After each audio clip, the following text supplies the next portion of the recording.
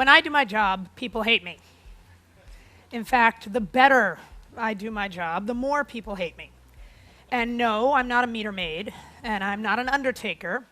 I am a progressive lesbian talking head on Fox News. So y'all heard that right, just to make sure, right? I am a gay talking head on Fox News. I'm going to tell you how I do it and the most important thing I've learned. So I go on television.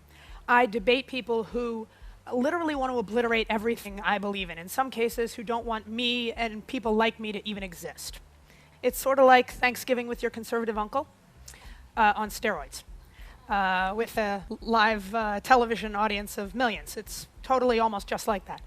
And that's just on air. The hate mail I get is unbelievable. Last week alone, I got 238 pieces of nasty email and more hate tweets than I can even count. I was called an idiot, a traitor, a scourge, a cunt, and an ugly man, and that was just in one email. So, what have I realized being on the receiving end of all this ugliness? Well, my biggest takeaway is that for decades we've been focused on political correctness, but what matters more is emotional correctness. Let me give you a small example. I don't care if you call me a dyke. I really don't. I care about two things. One, I care that you spell it right.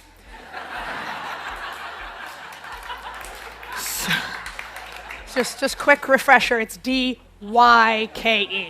You'd totally be surprised. And second, I don't care about the word, I care about how you use it. Are you being friendly? Are you just being naive? Or do you really want to hurt me personally? Emotional correctness is the tone, the feeling, how we say what we say, the respect and compassion we show one another. And what I've realized is that political persuasion doesn't begin with ideas or facts or data. Political persuasion begins with being emotionally correct. So when I first went to go work at Fox News, true confession, I expected there to be marks in the carpet from all the knuckle dragging, right? That, by the way, in case you're paying attention, is not emotionally correct. But liberals on my side, we can be self-righteous, we can be condescending, we can be dismissive of anyone who doesn't agree with us. In other words, we can be politically right, but emotionally wrong. And incidentally, that means that people don't like us, right? Now here's the kicker. Conservatives are really nice. I mean, not all of them, and not the ones who send me hate mail, but you would be surprised. Sean Hannity is one of the sweetest guys I've ever met. He spends his free time trying to fix up his staff on blind dates, and I know that if I ever had a problem, he would do anything he could to help. Now, I think Sean Hannity is 99% politically wrong, but his emotional correctness is strikingly impressive, and that's why people listen to him. Because you can't get anyone to agree with you if they don't even listen to you first.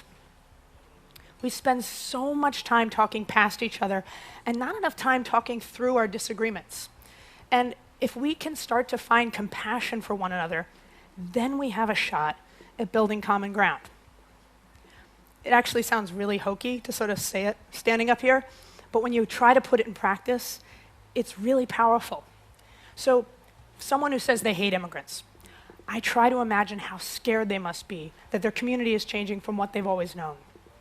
Or someone who says they don't like teachers' unions. I bet they're really devastated to see their kids' school going into the gutter and they're just looking for someone to blame. Our challenge is to find the compassion for others that we want them to have for us. That is emotional correctness. I'm not saying it's easy.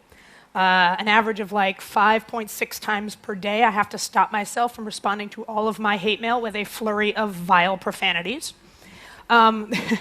This whole, sort of finding compassion and common ground with your enemies thing is kind of like a political, spiritual practice for me, and I ain't the Dalai Lama.